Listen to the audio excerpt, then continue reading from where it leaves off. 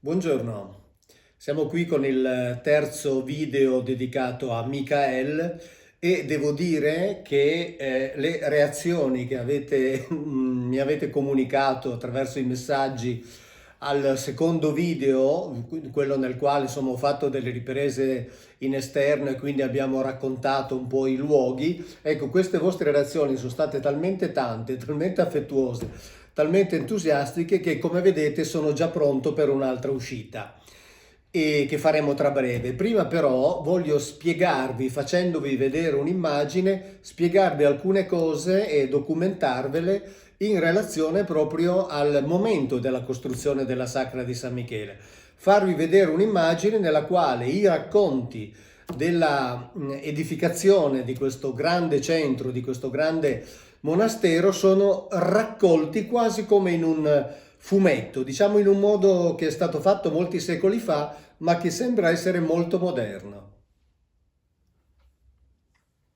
Questa è l'immagine di cui vi dicevo prima, si trova nella chiesa della Sacra ovviamente, è un affresco del XVII secolo di un autore che si è firmato qui, purtroppo la firma è incompleta, ma insomma quello che conta è che in un modo secondo me estremamente moderno, come dicevo prima fumettistico, ha rappresentato in un compendio unico i vari racconti relativi alla edificazione del monastero della Sacra di San Michele.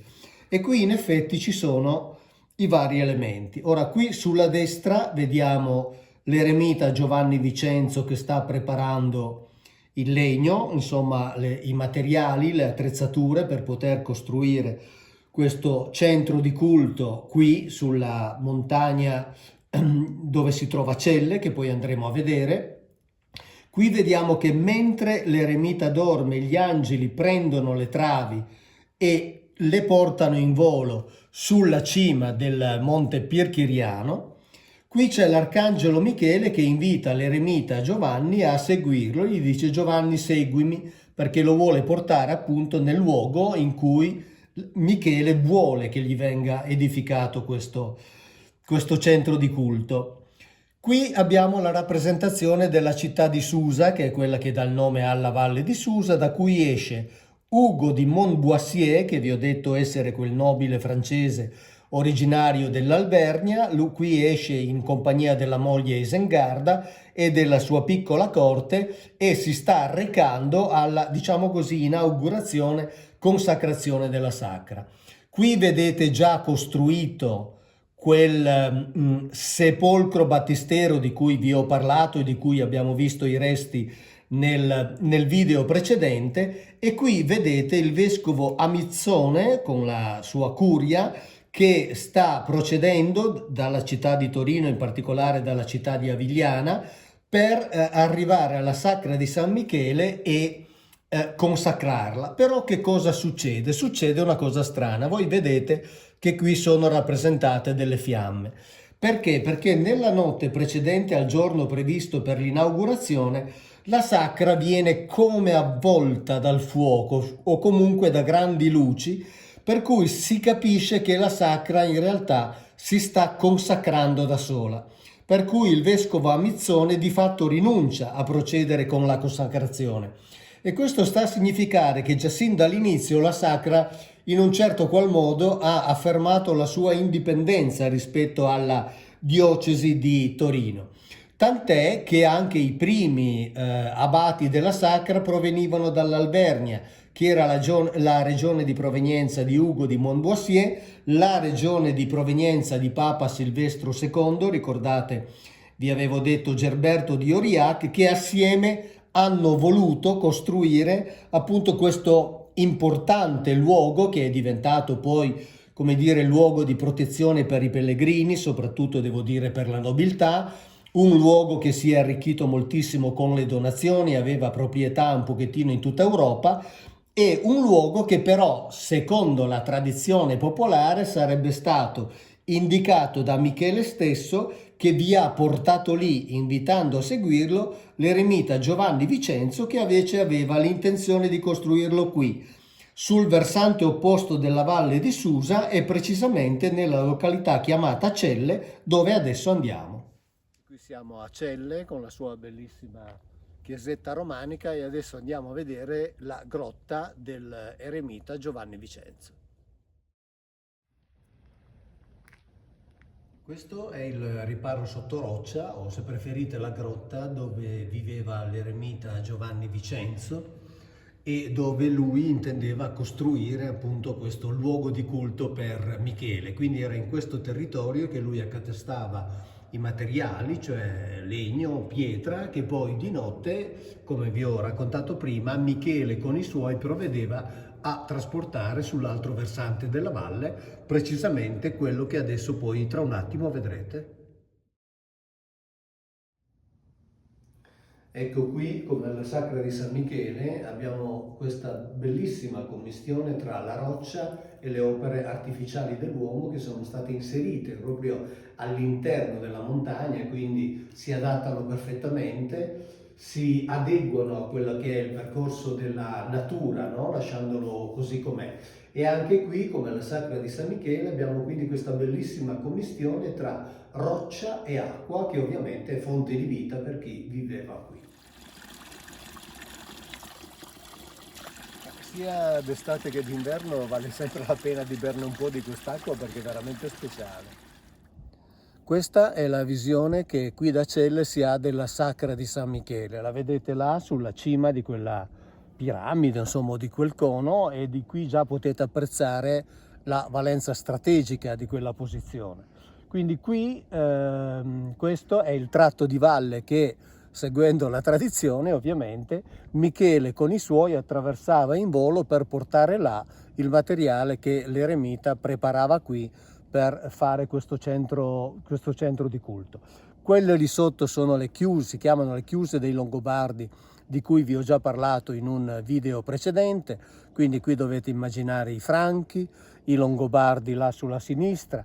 I versanti di queste montagne erano in antichità abitate dalle tribù dei Celti, qui sotto c'erano i Graioceli e qui siamo sulle Alpi Graie, quelle altre là davanti a noi sono le Alpi Cozie, il cui nome deriva dalla tribù dei Cozi, citate, quindi tribù citate da Giulio Cesare nel De Bello Gallico. Ecco, la Sacra quindi ha questa posizione strategica di controllo del passaggio di questa valle che porta ai colli del Monginevro e del Moncenisio, che da millenni sono stati utilizzati per attraversare l'arco alpino. Ma l'importanza di quel sito è documentata anche da un altro aspetto. Un po' più in alto, là sul crinale che vedete dietro la Sacra di San Michele, c'è un sito megalitico, c'è una fila di menhir che adesso andremo a vedere, che ci documenta come da millenni quel posto sia stato considerato importante e, per usare un termine tradizionale, sacro, ma sacro inteso appunto nel significato vero della parola, cioè separato dal resto del territorio e dedicato a qualcosa, riservato a qualcuno. Ma adesso ci andiamo.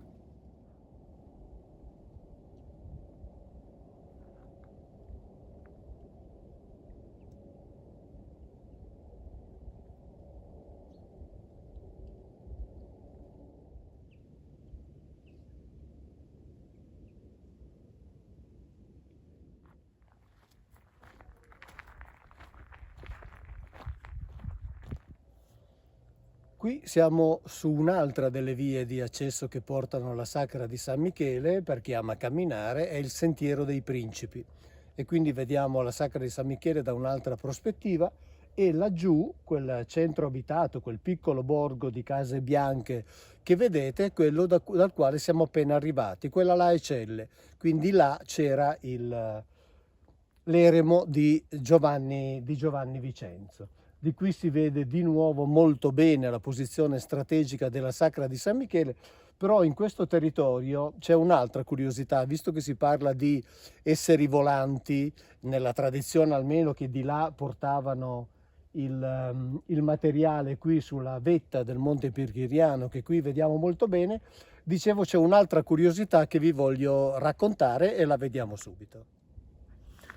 Quella piramide che vedete là alla mia sinistra è il Monte Musinè, e ve ne voglio parlare un attimo perché è un monte particolarmente caro a quelli che si occupano di ufologia, perché da molti decenni, visto che si parla appunto di esseri volanti in questo territorio nelle varie tradizioni, da molti decenni ci sono persone che vedono un gran movimento di luci costantemente sopra i cieli del Monte Musinè, che peraltro conserva anche le tracce di antichissimi insediamenti, almeno appartenenti al periodo del Neolitico. Ecco, io purtroppo non faccio parte delle persone che hanno visto tutti questi gran movimenti di luci, però mi faceva piacere raccontarvi questa curiosità inserita in questo territorio che di cose curiose ne presenta veramente tante.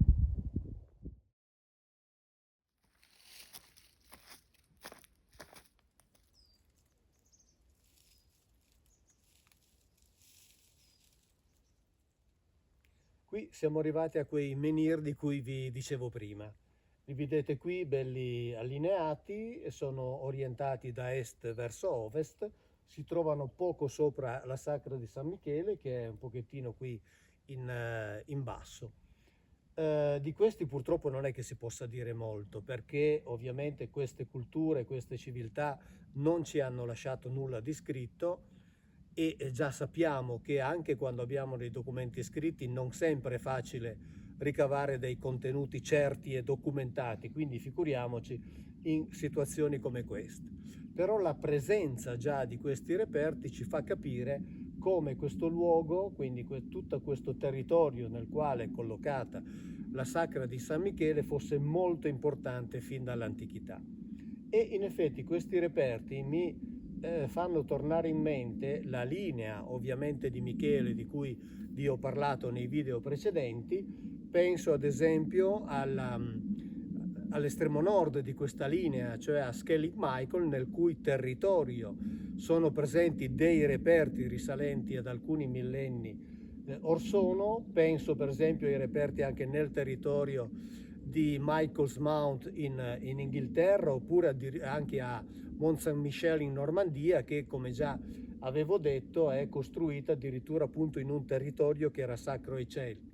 E poi se continuiamo a scendere lungo la linea arriviamo al Monte Carmelo, quindi in Galilea, che rappresenta diciamo l'estremo sud di questo percorso, e il Monte Carmelo è importante fin dall'antichità. Vi ho detto che sono stati trovati dei reperti attribuiti all'Homo sapiens, ma collocati in un'era, in un'epoca, cioè 150.000 anni fa, quando insomma l'Homo sapiens teoricamente ancora non esisteva. Poi il Monte Carmelo è stato conquistato dagli Egizi, è stato visitato da Pitagora, che ci è andato nel corso del suo viaggio in Egitto, era sostanzialmente la dimora abituale del profeta Elia, quindi in realtà viene da dire che quindi lungo tutta questa linea ci si trova in luoghi che sono importanti non soltanto dall'epoca storica che conosciamo noi, ma da ben prima. E quindi, come dire, mi viene da osservare che Michele, l'archistratega, sceglieva, diamo fede alla tradizione, sceglieva con molta accuratezza tutte queste location per i suoi luoghi di culto, e quindi le ha scelte, le ha indicate con molta precisione.